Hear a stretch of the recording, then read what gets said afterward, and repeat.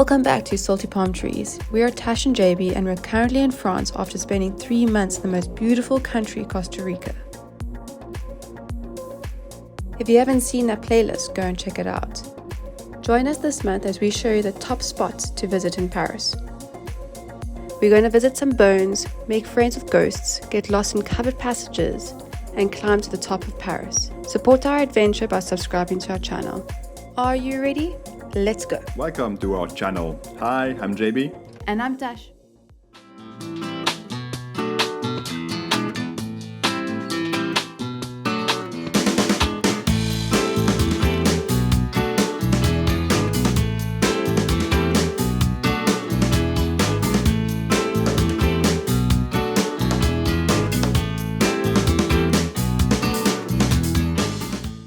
It's bloody freezing.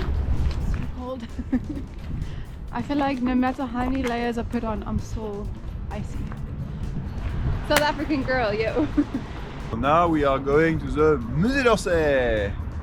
Musée d'Orsay is the second most frequented museum in France.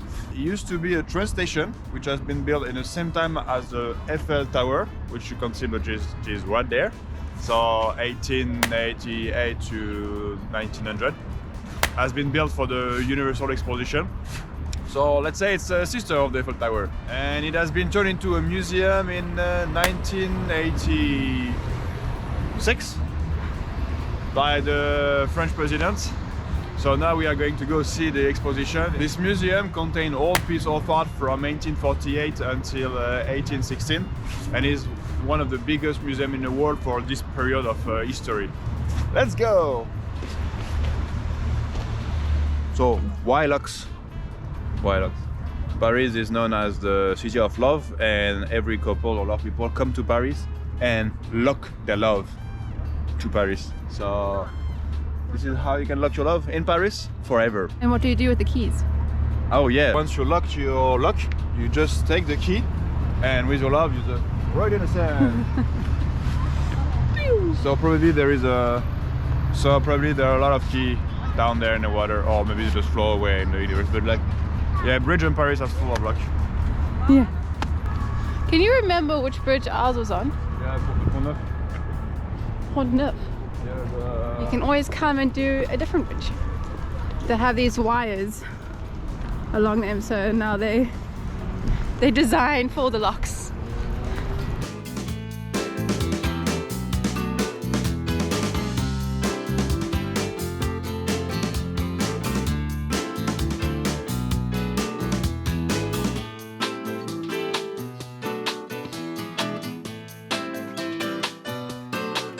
So we just make it inside the museum. The Tash is gonna take you along with all the hats, exhibition and facts. It is such a beautiful train station. It's actually a pity it was no longer a train station. Yeah.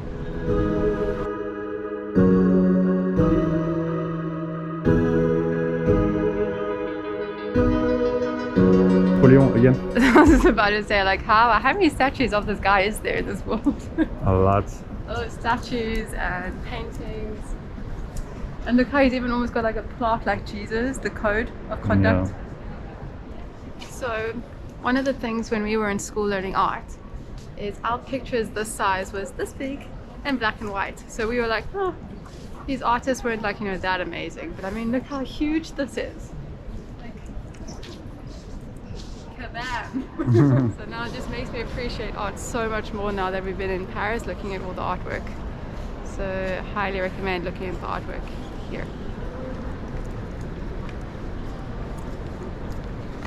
This is my type of sculpture I would want of me with my dog, future dog. It's very cute. Oh, that looks so cool. Stand on the house and Like Godzilla. Exactly. This building. This is the opera house cut in half.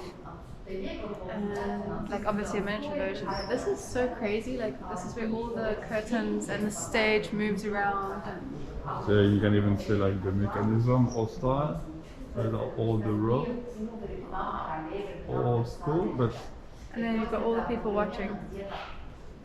yeah, that's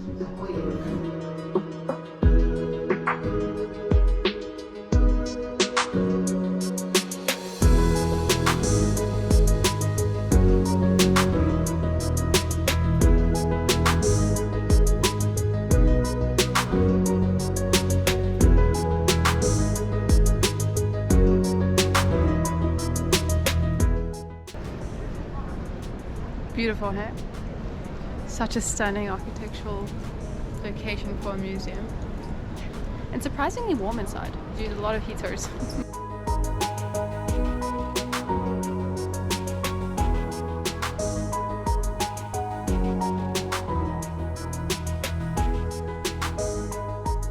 So as it's one of the biggest art museums in Paris, you definitely need some time.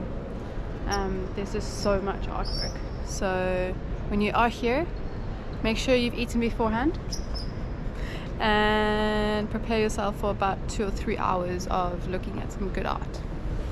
That was the Musée d'Orsay? Museum of Orsay. Musée of Orsay. Museum of Orsay. Really, really beautiful.